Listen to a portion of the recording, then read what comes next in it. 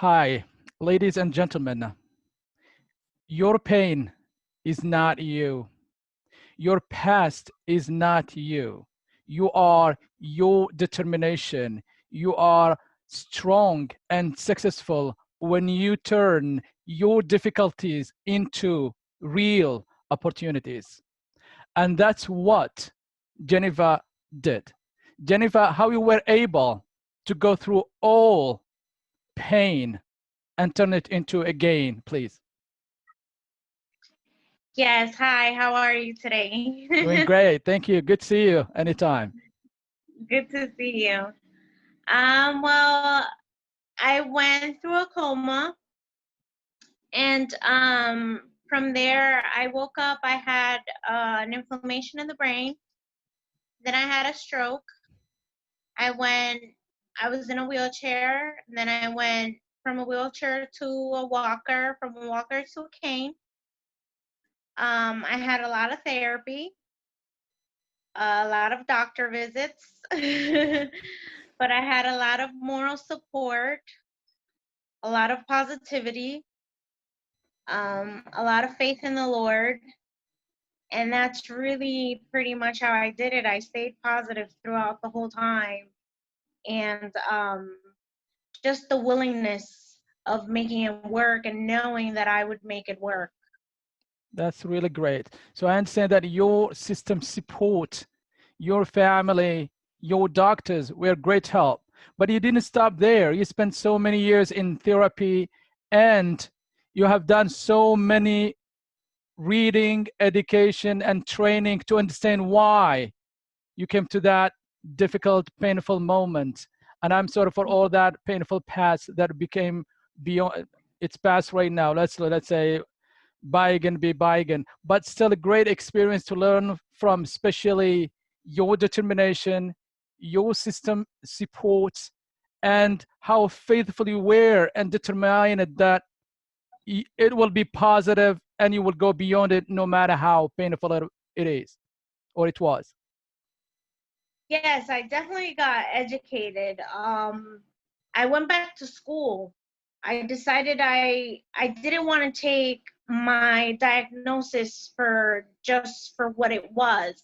I needed to get educated. So I went back to school. I went to a university, Kaiser University in Florida. I studied anatomy and physiology, kinesiology, massage therapy, anything that needed to do with the body, alternative medicine, energy work, acupuncture, Reiki, reflexology, you name it. I just needed to know um, what was the medication they were giving me and why were they giving it to me? What effects would it have on my body? What was the diagnosis I was given? What did vestibular mean? What effect did it have on my body? What different therapies could I use to make myself better? And I think once I understood that, I think there was a big change, and I started getting better and better and better every day. But how you were able to take all these courses, university courses and training while you are sick coming from that very painful experience? Strength. I mean, just the willpower. I was in a wheelchair. I mean, I got double honors and I got a standing ovation from my peers just for my merit, because I mean, sometimes my last course, I was in the hospital and I was taking courses via the internet. And I was in the hospital A real and the hero. teacher was giving me classes via the internet. Wow. So it was just my immense willpower to do it.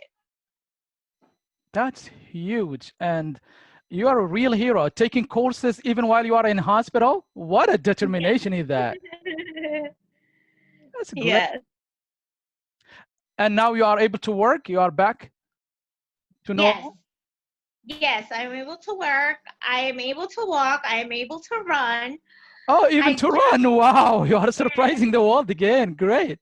From yes, coma I to just, paralyzed to hospital to all these training courses, universities, taking them even while you are in the hospital. And then after that, you are surprised the world by start running even. Wow. there's only two things I still have to accomplish. I have to be able to walk on sand and to walk on grass. Wow. I still lose my balance. That will come. That will come surely. For I'm That will sure. I'm come. sure. Yeah, it's sure. It's coming soon. Because as long as you were able to go beyond the past, despite all those pain and sickness, it's surely that you will overcome. You will overcome. I believe in you. No doubt about that. And I understand that you have gone through all of this pain, and then you start your own NGO as well, and start giving back to the community as well. Yes, I have a nonprofit organization. It's here in Dominican Republic. It's called Manitas de Esperanza, Little Hands of Hope. It's for children and the elderly. The most fragile people in the community. That's great. And what you are doing to, for them specifically, please? Well, I do fundraisers and do things to collect money, and basically I give them clothes and food and medicine and provide for them anything they need. If they like, one of the institutions that I support right now, they're losing their home. So Oh, I created a GoFundMe to collect money to give a down payment for the new home that they're going to be in. great.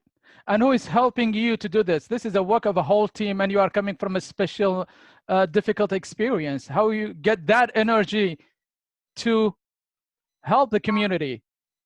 I have four people in my team. Great. And my Angelic. husband is very supportive, but he has his own business, so he helps as much as he can. That's a great angelic family and angelic team. That's great. Thank you so much for that. Okay.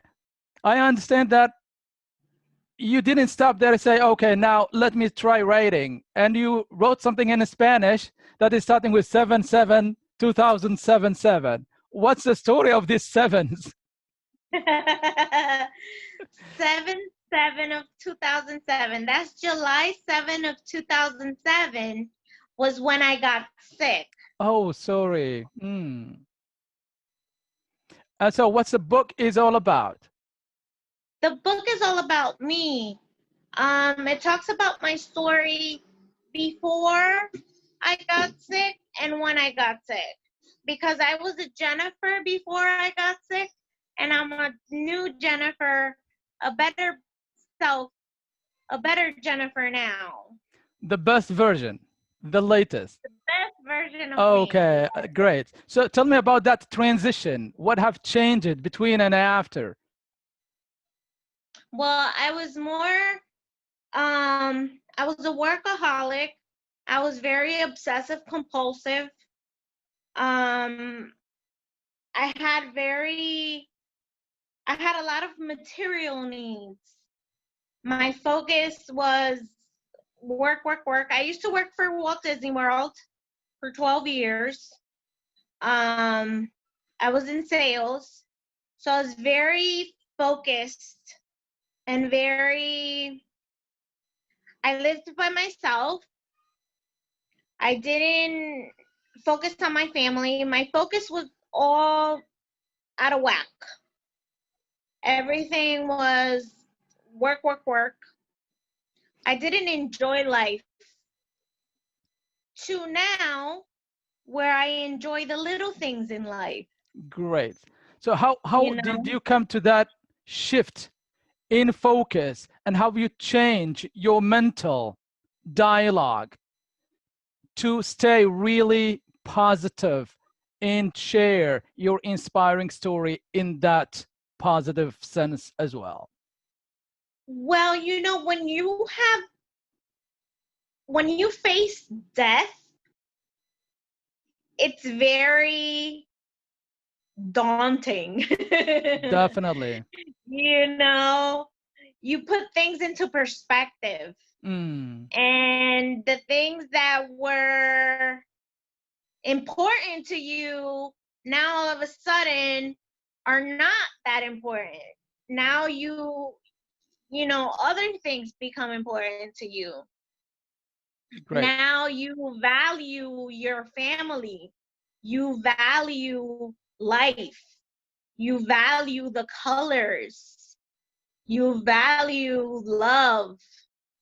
And all the things that are like, I think I've said this before. I was more materialistic and now I'm more spiritual.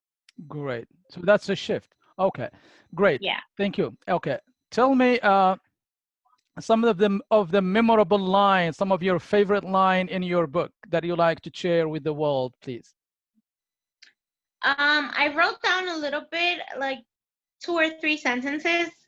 It's on the first page of my book. Okay. It says, you put everything into perspective. Suddenly what was not important becomes necessary. You conclude that what you lived for did not make sense, because now what's important is your complete recovery.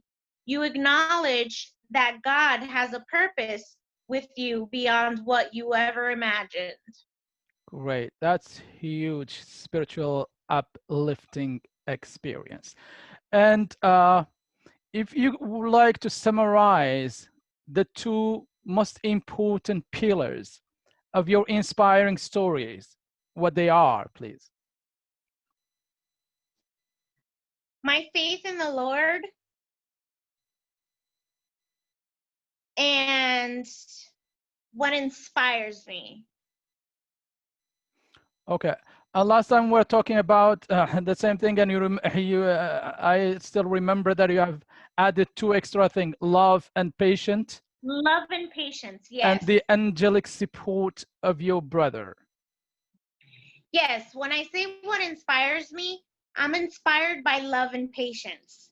And that is what my brother is, love and patience. Great. And the way I explained it was that he would go every day. He moved with me to Florida, and he would go with me every single day to therapy. I had therapy 4 times a week. That's not fun. No. And he would go with me every single day. And basically, he would just sit there and watch me go through therapy. And one day, I got so bad in therapy and I was so sick. And he just said, stop. Took me, carried me. Now he's 6'4". I'm 5'4". So he carried me and took me into the car, took me home, gave me a bath because I couldn't do it on my own, put me to bed, and just laid there and said, are you okay? And that to me is love. And that to me is patience. And he embodies that for me.